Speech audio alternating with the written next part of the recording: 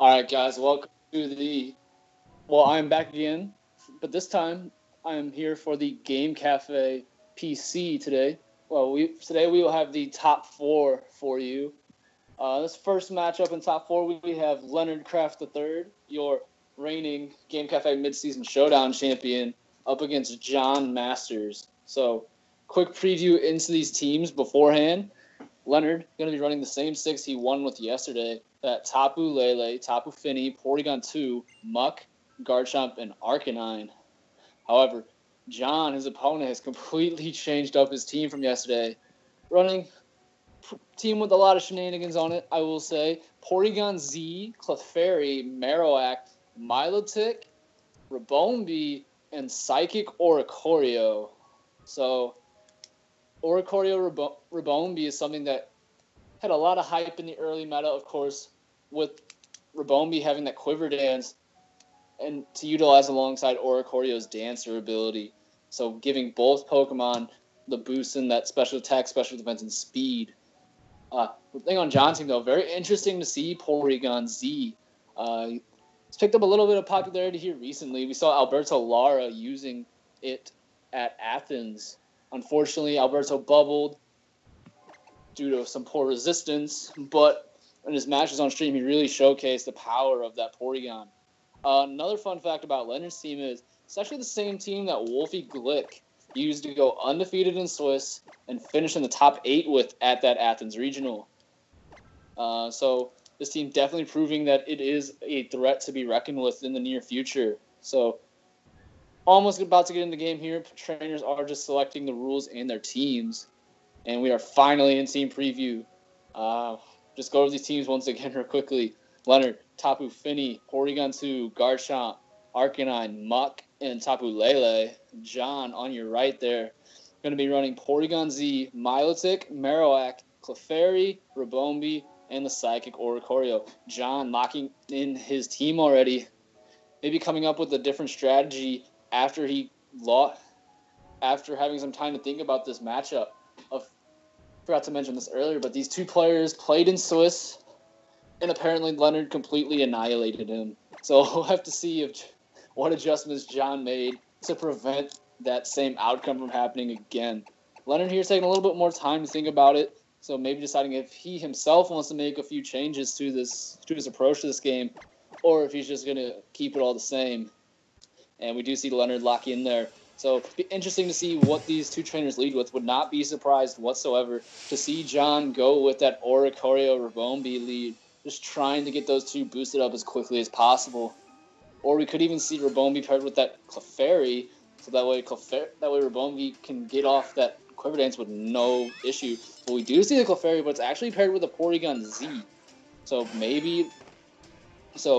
potential play here for John is to go for that Z conversion with Porygon-Z, not having to worry about any damage taken from it. We actually see download from Porygon-Z and the Porygon-Z both getting attack boosts. That download is not something we typically see from Porygon-Z, as we usually see it run that adaptability, doubling the base power of its stab moves. So, and we see that Porygon-Z Muck from Leonard screaming that he was going to go with the Trick Room option. But Muck here is in a very good spot. Going to be able to threaten very big damage off onto the Clefairy with a Poison Jab like we saw yesterday. Or if it wants to, it can set up alongside Porygon-Z if it is still running that curse that Leonard just used beautifully to maneuver around for Trick Room yesterday. We actually see Clefairy protect on John's side, so not wanting to take a Poison Jab from that Muck. And we do see the Z move come out from John's side. Is it going to be that Z conversion? See Porygon-Z boosting its stats with its Z power and unleashing that full force Z move being Z conversion. Will give all of its stats a +1 boost. And transforming into a ghost type, actually. And we see Muck go for a knockoff on the Clefairy, wanting to get that Eviolite off of it. And Leonard's going to set up the Trick Room here. Potentially very dangerous play, though, if that Clefairy is running the After You option, would allow Porygon-Z to actually go first here under the Trick Room and potentially pick up a knockout with whatever move it has to potentially hit this Muck and Porygon. Porygon-Z, though, going to be the one to switch out for Leonard.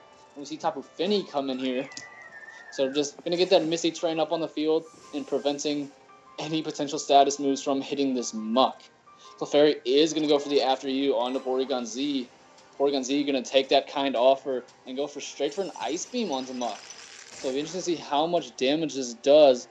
Doesn't even bring Muck down into range for its Figgy Berry. And we see a knockoff on the Clefairy, removing that Eviolite. So Porygon-Z just getting off free damage onto the Muck there with Ice Beam. Would have been interesting to see if Muck, how much damage that would have done if Muck had targeted down the Porygon-Z instead of that Clefairy. But we see that Tapu Fini out here for Leonard. As we do know, it has Swagger and Heal Pulse. So it can either boost this Muck up right now, or if it wants to, could boost its attack for some late returns and trickery. And Porygon-Z going to go for that Shadow Ball on Tapu Fini. Only going to do around 50%. So decent damage there from Porygon. And Muck's Poison Jab is going to pick up the knockout on Clefairy. And Tapu Fini is going to opt for that Heal Pulse here. So going to bring Muck back up to full health. Not wanting to boost its knockoff instead with that Swagger. Would have been interesting to see if a +2 Swagger, +2 Muck knockoff would have been able to knock out that Porygon, even through its boosted defense and with no item. We see Ribombee coming for John. That very fast bug type and fairy type not going to really appreciate being under the Trick Room right now for John, especially with that Muck on the field as well, threatening more than likely a one-hit knockout. Of course, Ribombee is a very frail Pokemon. We see the Poison Jab from Muck wanting to get this Ribombee off the field. But interesting that he just continues to ignore this boosted Porygon-Z, even though it is not doing the most damage in the world. Tapu Fini Swagger, so will start boosting this Muck's attack stat. Of course, Muck attack racing sharply to that +2, and thanks to the Misty Terrain, cannot be confused. We see that Moonblast from Ribombee on the Tapu Fini, doing really no damage whatsoever. But picking up a special attack drop on Tapu Fini. And we see another Shadow Ball from Porygon-Z on the Tapu Fini, gonna pick up the knockout and preventing Leonard from going for any more Heal Pulses or Swaggers onto his own Muck. And we see Porygon-Z come back out for Leonard. Porygon-Z, of course, with its download, gonna get an attack boost and gonna be able to abuse that frustration that we have seen from it so many times yesterday. However, cannot hit this Porygon-Z because it is now a Ghost type thanks to that Z conversion. So good play there from John, just wanting to get good play from both players. Leonard just breaking that Focus Sash on Ribombee, and John just removing that annoying threat of Tapu Fini, which just enjoys sitting around and supporting its partners with that Heal Pulse and Swagger combination. And interesting to see what if Leonard is finally going to start targeting down this Porygon, though, with knockoff. We see frustration into the Ribombee, knocking it out. Muck knockoff is not going to be able to pick the one-hit KO on Porygon-Z for bringing it down into the red. And we see it fire back with an Ice Beam, however, doing almost no damage, just showcasing the bulk of Muck there. And we see Marowak come in for John. Going to be interesting to see if a Flare Blitz from that Marowak could pick it off the Muck. However, Porygon-Z here, not really going to be able to touch Leonard's Porygon-Z because that Shadow Ball is going to not be able to hit that normal type. So, interesting to see what it does here instead. We see Muck go for Protect, not wanting to take any damage from John's side of the field. We see an Ice Beam from Porygon-Z, still doing basically no damage to Leonard's Porygon-Z. Flare Blitz from Marowak onto Porygon, doing some good damage to it, bringing it down to the yellow. However, we do not see Porygon go for a Trick Room. Instead, see it go for an Ice Beam. Just picking up the knockout on Porygon-Z, removing that threat from the field. So a good spot here for Leonard with a 3v1 against this Marowak, whose only way of hitting really either of these Pokemon is that Flare Blitz. So we'll only be able to for every attack it goes for, it's going to be damaging itself instead. See that Flare Blitz from Marowak onto the Muck. So trying to pick up the knockout here. And it does pick up the knockout on that Muck. It's going to be taking some very big recoil back in return. Bring it back to just above half. We see Porygon-Z going to do what it does best and recover back up all that damage it's taken. So not wanting to bring this Marowak, so just not wanting to attack this Marowak just yet, and deciding to get its health back instead. And we see Garchomp coming out on the field. We do know Garchomp is carrying that Tectonic Rage. So Of course, this will be able to pick up the easy KO on Marowak at that half health. So we actually do see a forfeit from John. Very clean game there by Leonard. Knowing that his win condition early on was get up that Trick Room and just let Muck go to town like we have seen him do so very often. Potential John, of course, seems very fast and frail. So being able to get that Trick Room up and boost his Muck up like he was able to, just start punching holes into his team was absolutely huge. Potential adjustments we're going to have to see here from John, though. Definitely has to stop that Trick Room. Because if he's able to stop that, his faster team his fast mode has a good matchup against the rest of Leonard's team besides that Muck. So just being able to prevent Muck from doing as much work as it did is definitely priority number one for him. So, and we saw him try to make work under that Trick Room with Clefairy's After You. However, Porygon-Z just did so little damage even while it was boosted.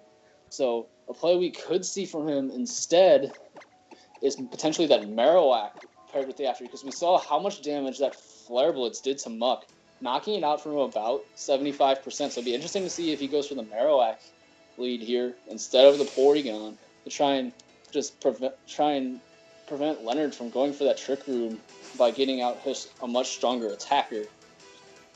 So we're going to jump in the game here, and we're actually going to see Ribombee for John this time instead of the Porygon-Z. We see Muck, Porygon-2, so Leonard ain't broke, don't fix it mentality here. Porygon-2, is going to get a download boost. It is that attack. So that frustration is now going to be hitting much harder than it previously would. And basically almost a mirror of turn one from last game. Clefairy more than likely just going to go for a protect or follow me and letting this Ribombee set up a Quiver Dance and just try and do more damage in the following turn. Muck, of course, is starting both of these Pokemon with a Poison Jab, but we actually see Clefairy switch out this turn. We see the Marowak come in on John's side. So trying to get out one of his slower Pokemon onto the field so he can take advantage of this potential Trick Room. Ribombee will go for that Quiver Dance, raising its special attack, special defense, and speed by one stage.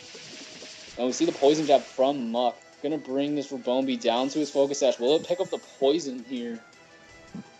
It does not pick up the Poison, and Trick Room from Porygon-2.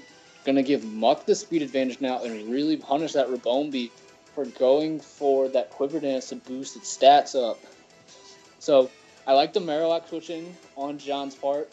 However, as we saw in the last game, that Muck is going to outspeed it in that Trick Room. It's going to be doing a lot of damage with a knockoff. So we could see a potential protect here from Marowak, just trying to stall out a turn of this Trick Room. But we do not see a protect from Marowak, and we see an Ice Beam onto the Milotic switch that just came in for Ribombee, and actually Ice Beaming into the Marowak, so not even worried about their Ribombee whatsoever. And we see that knockoff doing really good damage to the Marowak, bringing it down to the red, and we see a Boomerang come out from this Marowak, doing decent damage to the Muck. However, because it lost its Six Club, that damage output was reduced greatly. So, could see Muck start throwing a knockoff into this Milotic slot to knock off whatever item it has. But we're just going to see Tapu Fini come in here for Leonard.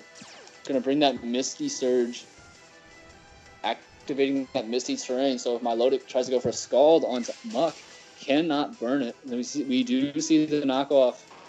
We'll finish off the Marowak here, not wanting to take another Boomerang or Flare Blitz there. And Milotic going to go for the Scald onto Muck. Was fishing for that burn, however, can no longer get it. And thanks to the knockoff turn previous, Muck did not lose its Papa Berry and is now able to consume that and get its almost back up to full health. And we see Ribombee come out for Leonard. Basically useless right now. Going to be the slowest Pokemon here under the Trick Room, and will just be knocked out by a simple Breeze. So, potential play here we could see. We're not even going to see anything. John is going to go for the forfeit, and Leonard Craft is going to advance to another finals here at Game Cafe, this time at the PC. Very impressive PC run there by John. Getting into the top four with a team like that, got to give him credit where credit is due. Ribombee Oricorio is definitely something that we have not seen be explored all that often. Kind of a shame we didn't get to see it here, but I'm sure he brought it to some other games.